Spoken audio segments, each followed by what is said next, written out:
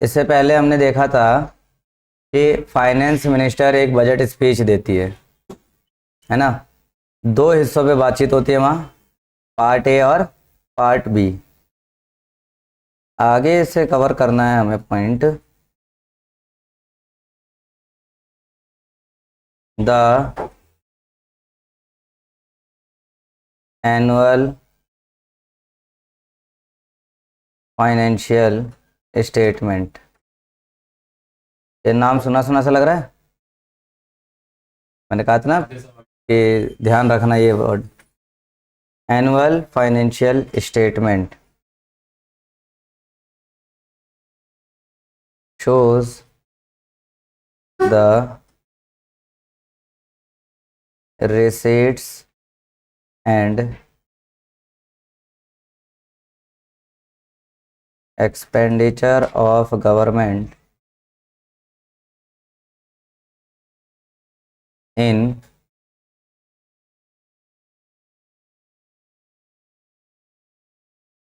three separate parts। जो वो annual financial statement बनाई गई थी, तो वो जो है सरकार के रिसीट्स और एक्सपेंडिचर्स को तीन अलग अलग पार्ट्स में दिखाता है। ये इम्पोर्टेंट हिस्सा है एमसीक्यू, तुम्हारे अपने क्वेश्चन के लिए एमसीक्यू ही आना है। ये इम्पोर्टेंट है, इसको स्टार बना के लिख भी देना, हाईलाइटेड पॉइंट है ये और इम्पोर्टेंट है। तीन सेपरेट पार्ट्स हमें यहाँ पर समझने हैं। एक, दो, तीन।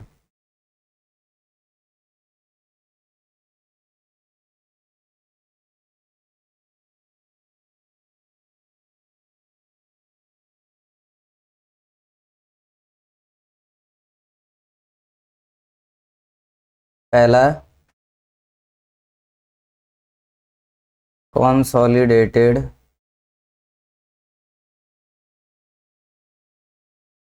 Fund of India. दूसरा, कंटिंजेंसी फंड ऑफ इंडिया। और तीसरा है पब्लिक अकाउंट।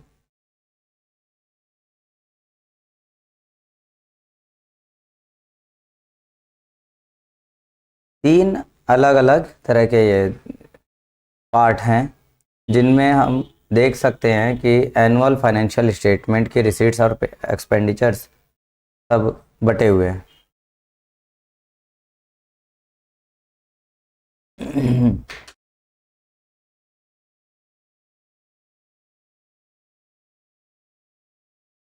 कंसोलिडेटेड इकट्ठा, कंसोलिडेटेड का मतलब इकट्ठा होना। Contingency fund of India, contingency पढ़ा है कहीं? थोड़ा सा जान पहचाना लग रहा है।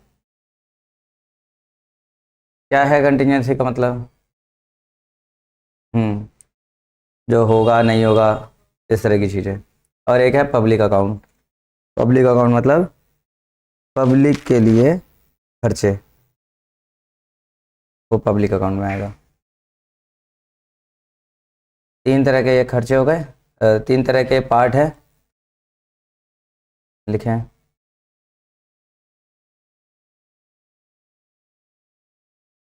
The list of budget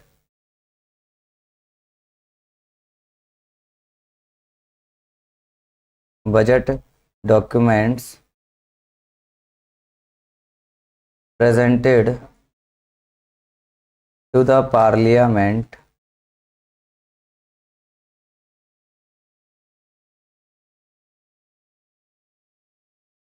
besides the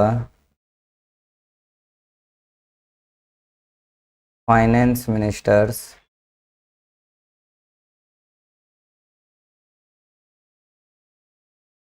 speech is given below.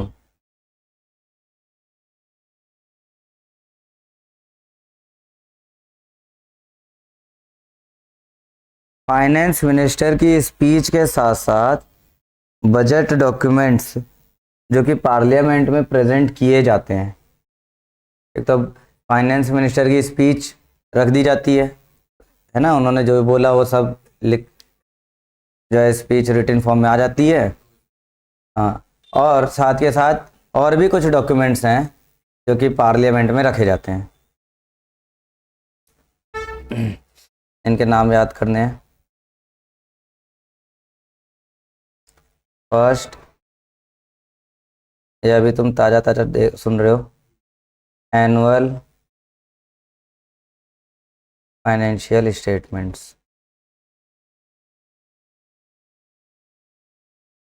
Annual financial statements, AFS. AFS का कोई राइमिंग था ना? एएफएस का कोई राइम? सीएफएस भूल गए?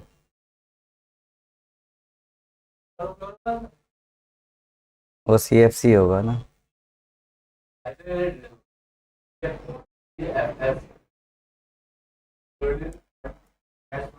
हाँ, राइम कह रहा हूँ मैं।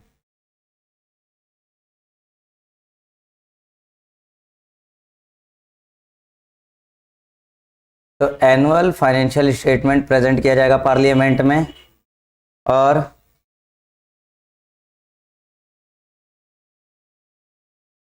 डिमांड फॉर ग्रांट्स, डीजी,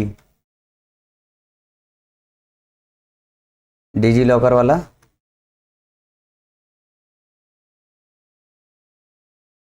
तीसरा डॉक्यूमेंट आएगा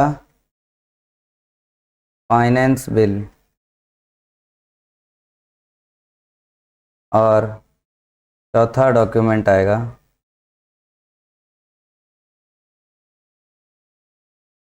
स्टेटमेंट्स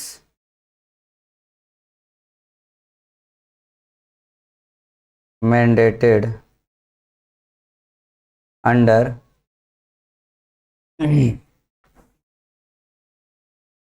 अंडर, इसको लिखोगे FRBM एक्ट, FRBM एक्ट।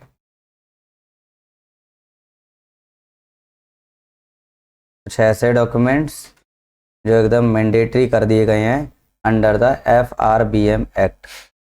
क्या है FRBM? इसके बारे में फुल फॉर्म लिखो।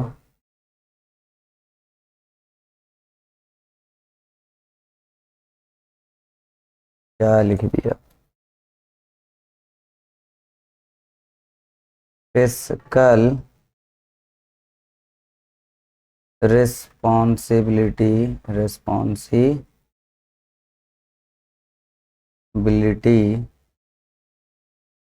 And budget management. यहाँ कुछ अच्छे खासे एब्रीवेशंस आ रही हैं, तो ये थोड़ा तुम्हें लिखते भी रहना है और थोड़ा इस तरह से पॉइंट आउट रखना है कि याद रहे। एमसीक्यूज में सबसे ज़्यादा अगर कोई टफ कुछ लगता है तो वो लगता है एब्रीवेशंस, क्योंकि सारे सेम ही लग रहे होते हैं। याद रहेगा तो दिक्कत नहीं होगी।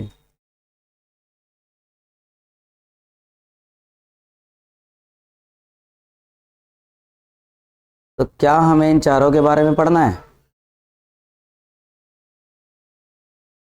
हाँ, तो जवाब है कि हमें इन सबके बारे में पढ़ना है।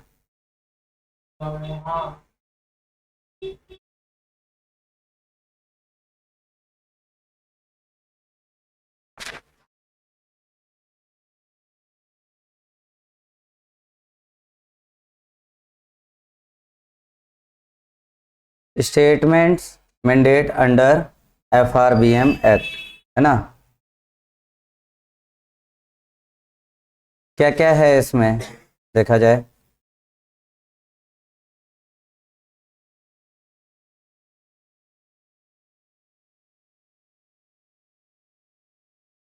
इसके अंदर है macro economic framework statement, macro economic framework statement और मीडियम टर्म फिस्कल पॉलिसी कम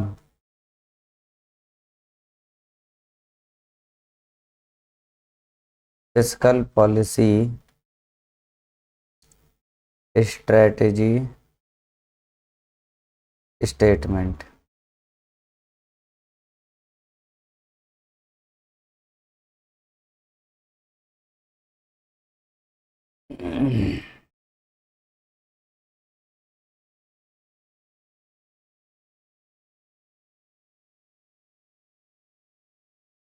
ये कुछ स्टेटमेंट्स हैं जो मैंडेटरी है FRBM एक्ट के लिए, वो दिखाने हैं। अब जब डिटेल में पढ़ा जाएगा तब देखा जाएगा, है ना। अभी के लिए बस इसे पॉइंट आउट करना है। ये जो वर्ड है कम, कम का मतलब क्या होता है। कम का मतलब होता है एक उसके साथ, है मतलब मीडियम टर्म फिस्कल पॉलिसी के साथ ही फिस्कल पॉलिसी स्ट्रेटेजी स्टेटमेंट भी देनी है।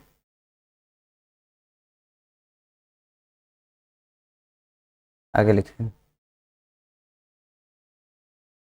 इसी में आगे का पॉइंट। अब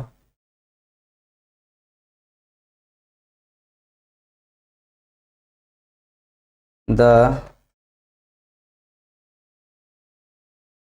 एक्सपेंडिचर ऑफ सर्टेन कैटेगरीज, कुछ कैटेगरी के जो एक्सपेंडिचर्स हैं, है ना। इस पूरे पॉइंट पे तुम कहीं स्टार बना लेना। कुछ ऐसे एक्सपेंडिचर्स हैं जो स्पेशल कैटेगरी के हैं, जैसे कि एग्जांपल लिया जाए अगर, तो अलाउंस ऑफ प्रेसिडेंट, मतलब सैलरी, फीस नहीं, और एम्यूलमेंट्स ऑफ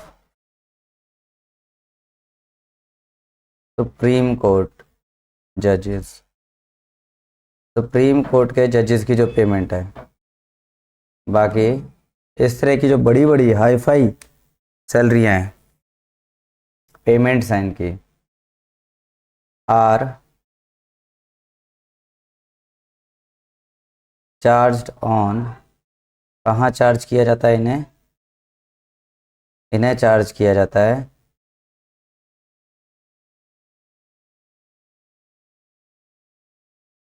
कंसोलिडेटेड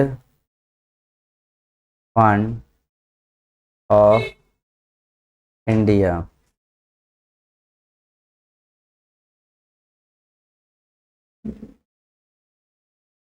प्रेसिडेंट की सैलरी, सुप्रीम कोर्ट के जज की सैलरी, उसे कंसोलिडेटेड फंड ऑफ इंडिया में कंसीडर किया जाएगा। डन।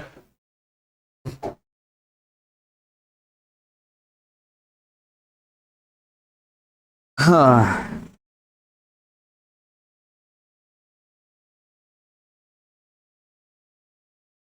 हम्म। हाँ, इसीलिए तो इसे कंसोलिडेटेड कहा जा रहा है, इकट्ठा। लिखो, ध्यान रखने योग्य बातें, bye convention in an election year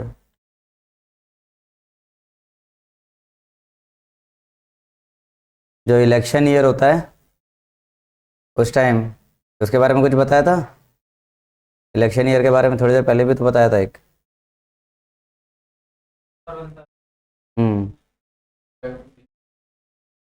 the budget में बी presented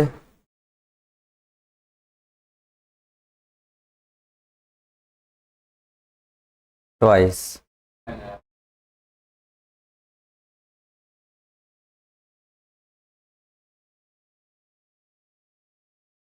ये ध्यान रखने वाली बात है।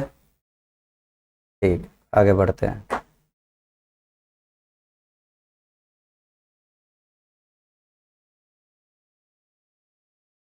The budget is discussed in 2 stages. Discuss किया जाता है बजट को 2 स्टेजेस पर। वो 2 स्टेजेस हम शुरू से ही सुनते हुए आ रहे हैं और ध्यान रखते हुए आ रहे हैं। बताओ जरा कौन कौन से हैं वो स्टेज। बिल्कुल, हाँ हाँ। दो बजट जो है is discussed in 2 stage, 2 stage में डिस्कस किया जाता है इन लोकसभा। लोकसभा में इसे 2 स्टेजेस पर डिस्कस किया जाता है। आगे लिखो। मेरे ख्याल से मैंने गलत कर दिया है। गलत ये किया है कि लोक और ये सभा ऐसे आएगा। The Lok Sabha has the power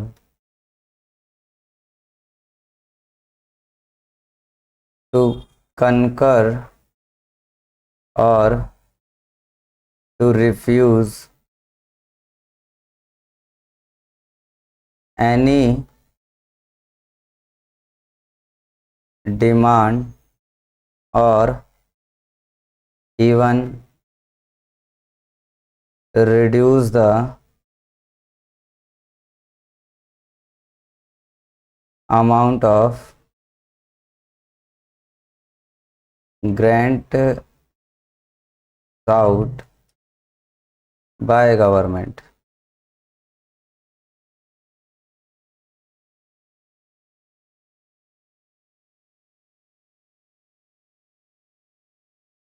क्या लिखा है इस लाइन में?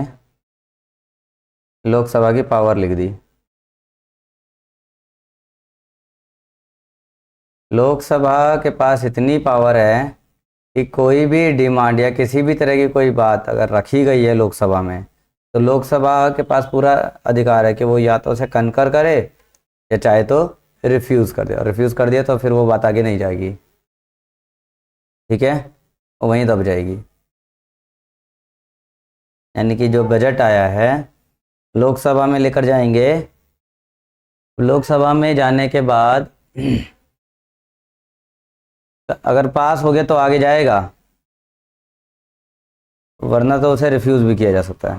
मतलब लोकसभा के मेंबर्स इस बजट को रिफ्यूज़ भी कर सकते हैं अगर उन्हें लगेगा कि ये ठीक नहीं है तो।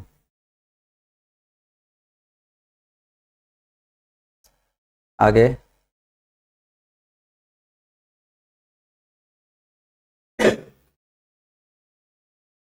द बजट इज laid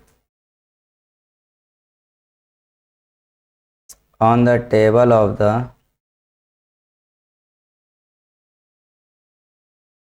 राज्य सभा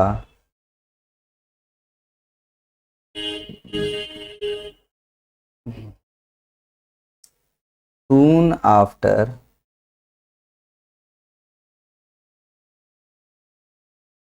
the finance minister has complete the speech in Lok Sabha.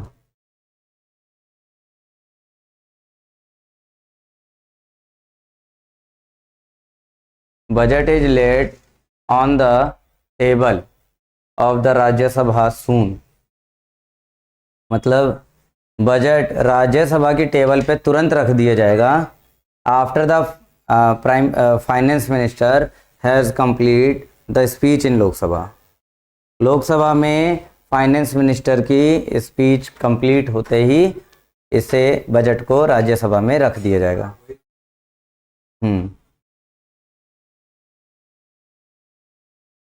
Rajya Sabha क्या होता है? यहाँ पर अलग अलग गवर्नमेंट की अपनी अपनी सभाएं हैं। ठीक है, रख दिया। आगे, the Rajya Sabha does not vote on the demand। Rajya Sabha अब लोकसभा की तरह राज्यसभा वोट नहीं करती है, मतलब कि वो सही गलत की बात नहीं बताएंगे, रिफ्यूजल पावर नहीं है राज्यसभा के पास। डिमांड्स ऑफ ग्रांट्स, है ना, बजट में आया होता है ना कि इतना इतना पैसा हमें ज़रूरत है, हम यहाँ देंगे वहाँ देंगे सब। तो राज्यसभा के पास ये नहीं है पावर कि वो उसे डिनाई कर दे। लोकसभा के पास तो अच्छे खासा पावर है। There is only general discussion. Rajya Sabha में केवल एक ये फॉर्मेलिटी के लिए रखा जाता है ताकि इसको भी महसूस हो कि हाँ ये भी कुछ है।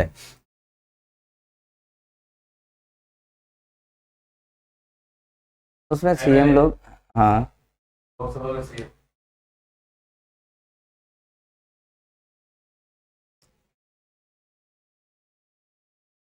अब आ जाते हैं, ये तो हो गया बजट वाली बात।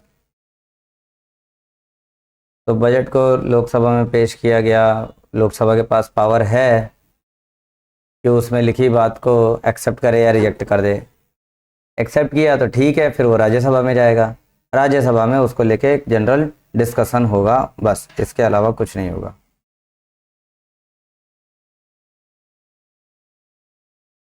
आगे लिखे हैं इसमें, आफ्टर द जनरल डिस्कशन अब राज्यसभा के डिस्कशन के बाद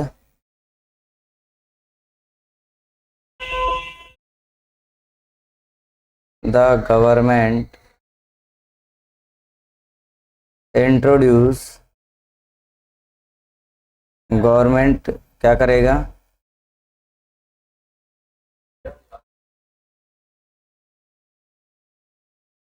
appropriation bill.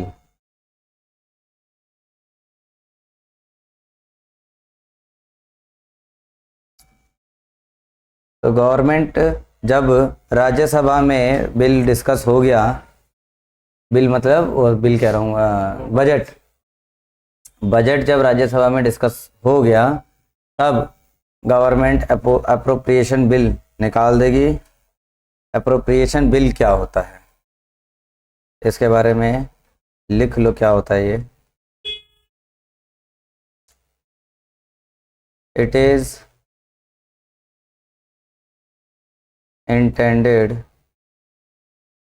to give authority to the government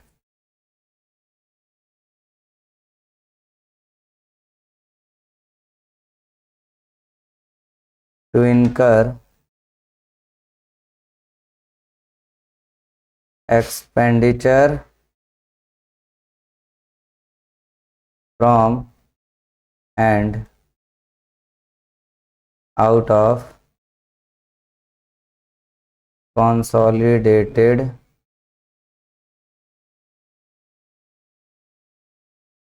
fund of India.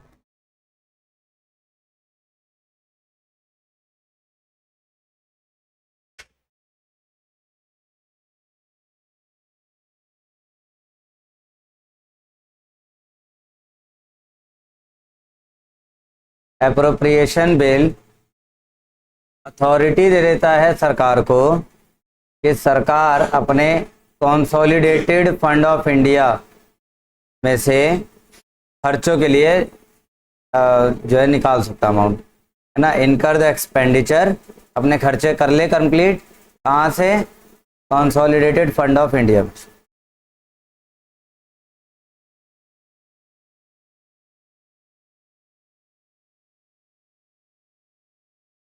आगे लिखो। Motions for reduction to various demand for grants are made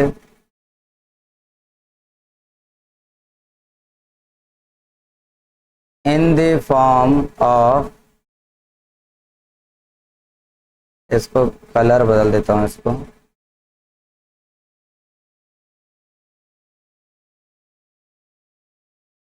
cut motions.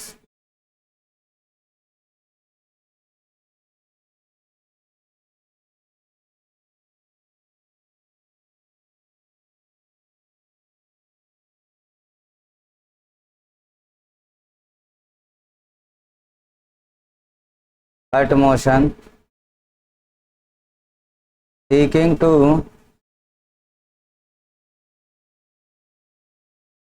reduce the sum sought by the government।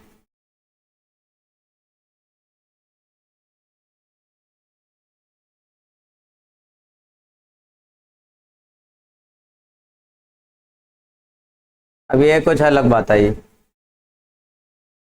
Motions for reduction to various demands, जैसा budget में लेकर गए, क्या लेके गए? सरकार ने कहा कि बजट में हमें 50,000 करोड़ रुपए की ज़रूरत है किसी एक सेक्टर को डेवलप करने के लिए। तो सरकार ने डिमांड कर दी ना अपनी, बजट में डाल दिया उन्होंने। तो various demand for grants are made in the form of cut motion, उसे कम भी किया जा सकता है। जब उसे प्रेजेंट करेंगे तो वो कम भी हो सकता है। बोला लोकसभा में बात आ सकती है कि 50,000 करोड़ की क्या जरूरत है, ये काम तो 20,000 करोड़ में भी हो जा रहा है, 20,000 करोड़ करना है। तो जो बजट रखा गया वो कम भी हो जाता है, इसलिए इसे कट मोशन कहा जा रहा है। बजट को कट कर दिया गया, ठीक है। Grants are made in the form of cut motion seeking to reduce the sum sought by the government. Government जिस अमाउंट को लेकर आई है उसे रिड्यूस करने के रिड्यूस हो जाने के चांस है, लोकसभा में ये हो जाएगा।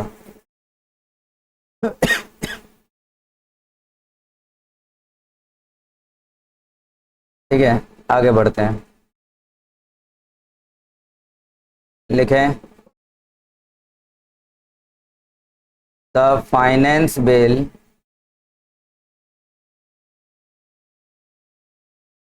seeking to give effect to the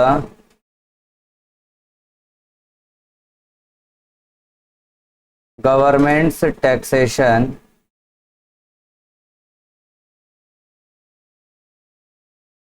proposal is introduced in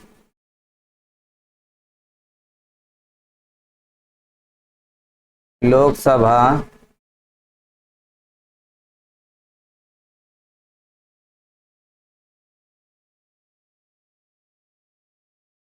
immediately after the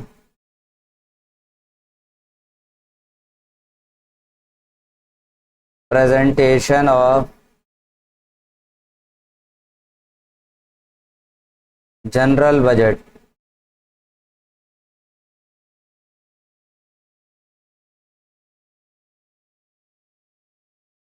The finance bill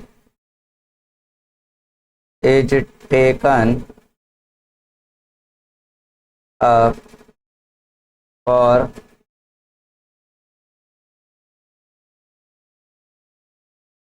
consideration and passing after the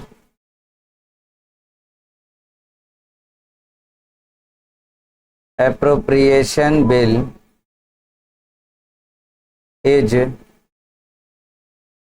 passed.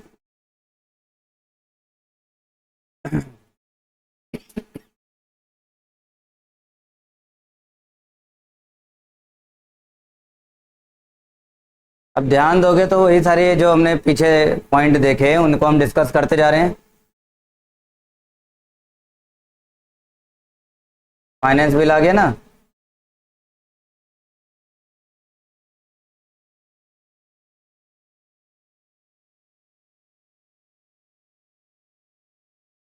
The finance bill seeking to give effect to the government's taxation proposal.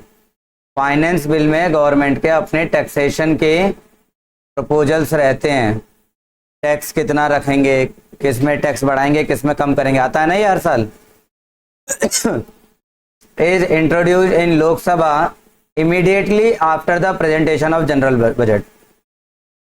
Part A और part B.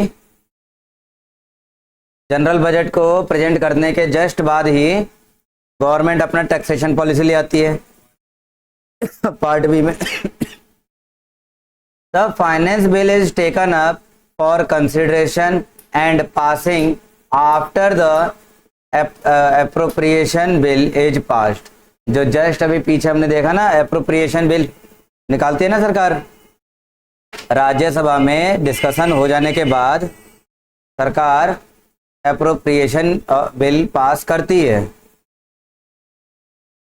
हाँ, और जैसे ही वो appropriation bill pass हो जाता है सरकार को अपना टैक्सेशन पॉलिसी लेकर आना पड़ जाता है।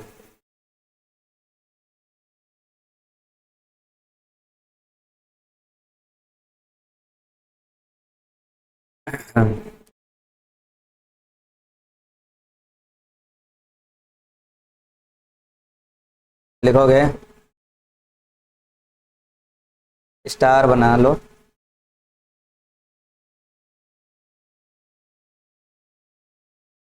Finance bill has to be passed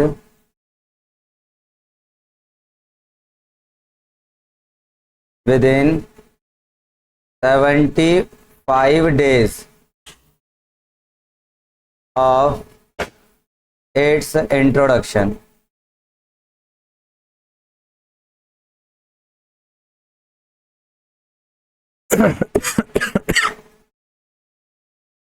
finance bill को इंट्रोड्यूस किया जा रहा है ना, जिस दिन इंट्रोड्यूस किया जा रहा है उसके अगले 75 दिन के अंदर फाइनेंस बिल को पास करवाना पड़ेगा।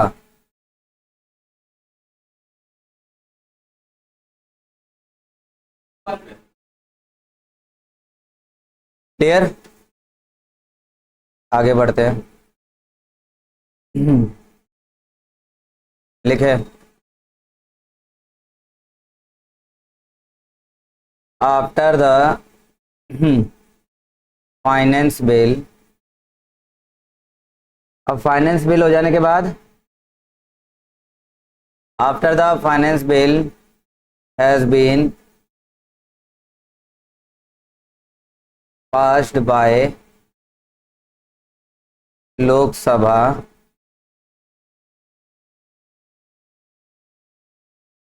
it is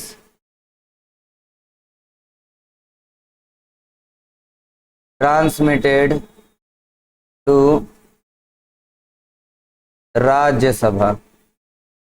लोकसभा में फाइनेंस बिल पास करवा दिया, अब उसे राज्यसभा में भेजेंगे फॉर रिकमेंडेशंस। रिकमेंडेशंस का मतलब, हाँ, अपना कुछ राय दो। भाई हर किसी को अपने अपने स्टेट के बारे में पता है ना कि क्या क्या होना चाहिए। ये it has to be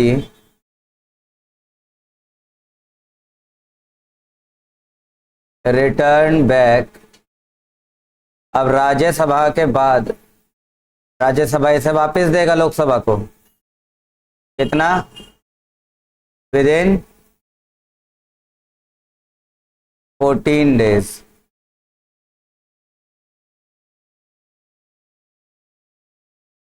अब ये तो हो गया फाइनेंस बिल के बारे में। क्या राज्यसभा एनुअल फाइनेंशियल रिपोर्ट के एनुअल फाइनेंशियल स्टेटमेंट की तरह इसमें भी केवल डिस्कशन के लिए बैठती है, या राज्यसभा इसे एक्सेप्ट या रिजेक्ट कर सकती है? भाई हमने देखा ना, एएफएस जो था राज्यसभा वो तो केवल उनके वो होता है ना कि फॉर्मेलिटी के लिए था कि उन्हें दिखा दो कि भाई देखो ये चीज़ है।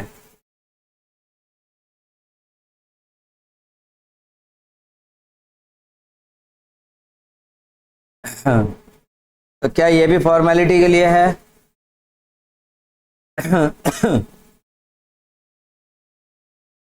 ये रिजेक्ट कर सकते हैं, क्योंकि हर किसी का अपना टैक्सेशन अलग अलग हो सकता है ना, सभी स्टेट्स की कंडीशन एक जैसी थोड़ी है।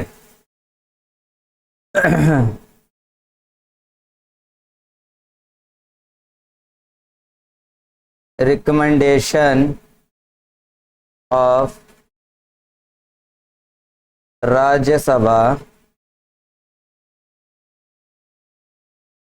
may be accepted, may be accepted और रिजेक्टेड।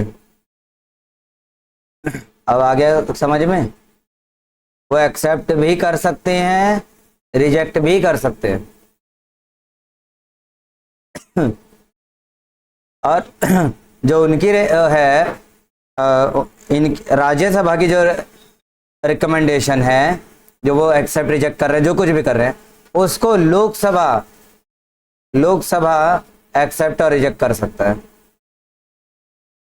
राज्यसभा तो अपनी रिकमेंडेशन दे रहा है, अपनी अपनी बातें बोल रहा है, उसके पास इतना अधिकार है। एनुअल फाइनेंशियल स्टेटमेंट की तरह केवल पढ़ने के लिए नहीं बैठा आपकी पर, वो अपनी राय रख सकता है। और लोकसभा राज्यसभा की रिकमेंडेशन को एक्सेप्ट या रिजेक्ट कर सकता है। क्लियर? नहीं, अभी थोड़ा सा रहता है, थोड़ा सा रहता है बस।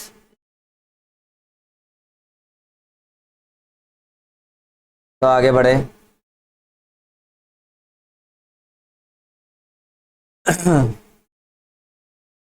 लिखता क्यों नहीं?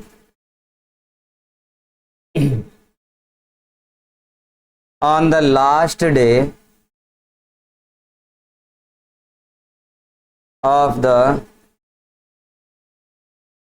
days allotted for discussion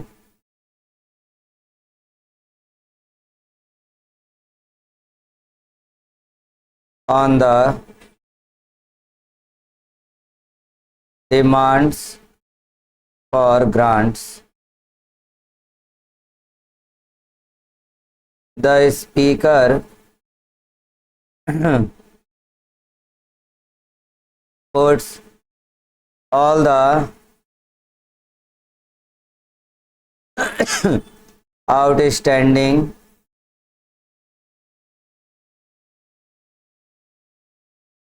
demands for grants to vote of the house.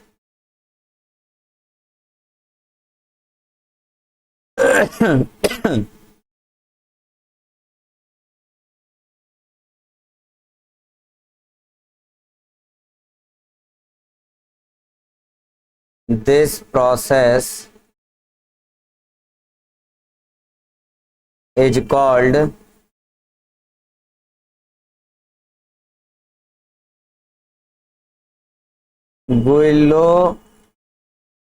guillotine.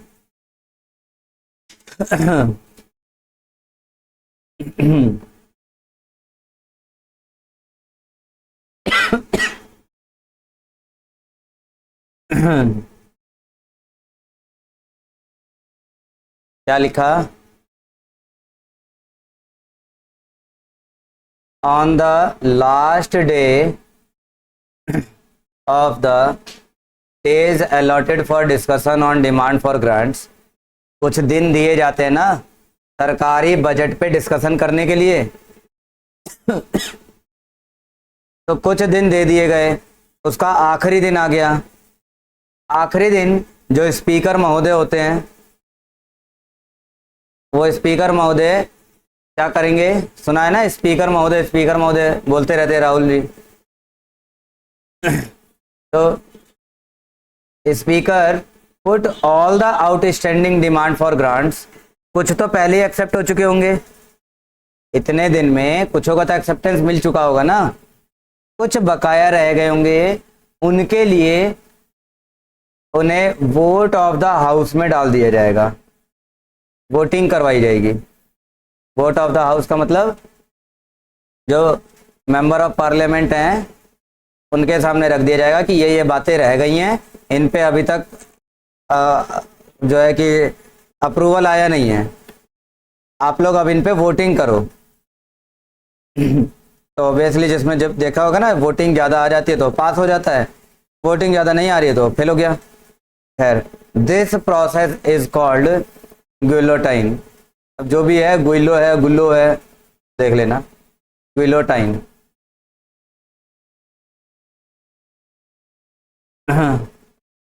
since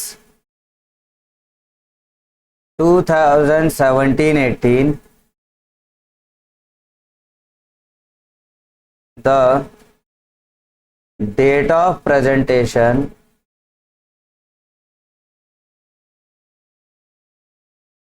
of budget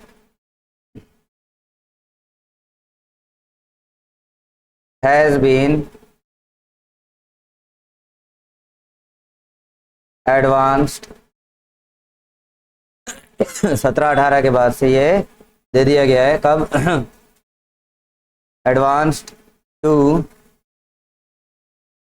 budget कब आता है? 1 फरवरी।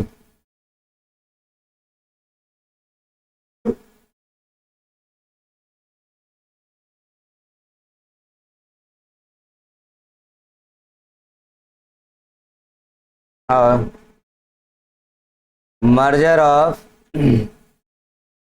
ऑफ रेलवे बजट, इसी दिन के बाद से रेलवे का बजट जो कि पहले अलग से आता था उसे भी मर्ज कर दिया गया विद जनरल बजट। रेलवे का बजट पहले अलग से आता था, जनरल बजट अलग निकलता था और रेलवे का बजट अलग निकलता था। रेलवे छोटा मोटा यूनिट तो नहीं है, उसके लिए अलग से बैठना पड़ता था बजट बनाने। लेकिन 2017-18 के बाद से डिसाइड हो गया कि 1 फरवरी को बजट आएगा और रेलवे का बजट भी इसी में क्लब होकर आ जाएगा। ये था process of making a budget. अभी प्रोसेस खत्म हो गया। अब इसके कंपोनेंट्स आएंगे, बजट में क्या क्या चीज़ें रखी जाती हैं, उसे अगली क्लास में डिस्कस कर लेंगे।